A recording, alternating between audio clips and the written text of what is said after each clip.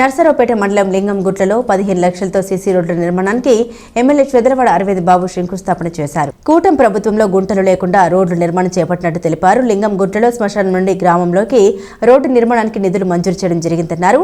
ముఖ్యమంత్రి చంద్రబాబు, ఉప ముఖ్యమంత్రి పవన్ కళ్యాణ్, పీఎం మోడీ ఆశీస్సులతో గ్రామాల అభివృద్ధి చేస్తున్నట్టు తెలిపారు. కూటమి ప్రభుత్వం ఇచ్చిన మాట ప్రకారం సంక్షేమం అభివృద్ధిలో ముందుంటుందని తెలిపారు. ప్రజలు కూటమి ప్రభుత్వానికి అండగా ఉండాలని ఎమ్మెల్యే చంద్రవాడ అరవింద్ బాబు కోరారు. ఈ కార్యక్రమంలో తెలుగుదేశం, జనసేన, బీజేపీ పార్టీల నాయకులు తదితరులు పాల్గొన్నారు.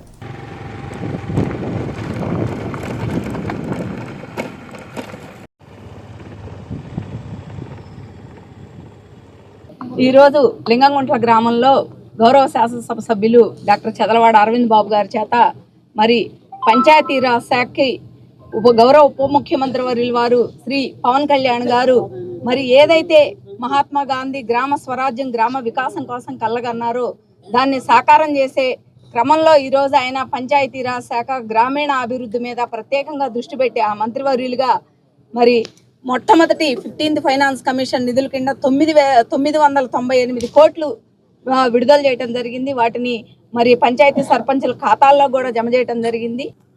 ఇప్పుడు మనం నర్సరావుపేట మండలం లింగంగుంట గ్రామంలో ఉన్నాం. మరి ఏదైతే చంద్రబాబు నాయుడు గారు ఇచ్చిన హామీ మేరకు పవన్ కళ్యాణ్ గారి ఆశీస్సులతోటి మనం అందరం కూడా ఇవాళ పంచాయతీరాజ్ నిధులతోటి మరి లింగంగుంటలో శ్మశానం దగ్గర నుంచి ఊళ్ళోకి రోడ్డు వేయడం జరుగుతుంది. మరి ఈ కార్యక్రమాన్ని చంద్రబాబు నాయుడు గారు ఇచ్చిన హామీల ప్రకారం ప్రతి పల్లెని అభివృద్ధి చేసుకోవాలి, ప్రతి రోడ్డుని అభివృద్ధి చేసుకునే కార్యక్రమంలో ఈ కార్యక్రమం ఇవాళ శంకుస్థాపన చేయడం జరిగింది.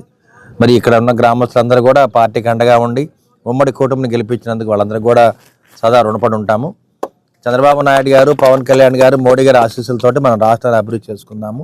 ప్రతి రోడ్డును కూడా మరి కొత్త రోడ్లు వేసుకోవాలి. ఎందుకంటే రాబోయే కాలంలో పీఎం సడక్ యోజన ఇవన్నీ కూడా వస్తున్నాయి కాబట్టి తప్పనిసరిగా గ్రామాల అభివృద్ధి చెందుతాయి. అదేవిధంగా పట్టణాలు ఒకదాంతో ఒకటి అభివృద్ధి చేసుకుంటూ ఇవాళైతే రోడ్లన్నీ కూడా ప్యాచ్ వర్క్ చేసుకుంటున్నాం. ఎక్కడ కూడా గుంటలు లేని ఆంధ్రప్రదేశ్గా మార్చుకుంటున్నాం కాబట్టి మనందరూ కూడా కలిసికట్టుగా పనిచేద్దాం. మళ్ళీ రాబోయే కాలంలో మన స్వర్ణాంధ్రప్రదేశ్ని నిర్మించుకుందామని చెప్పి తెలియజేస్తున్నాను.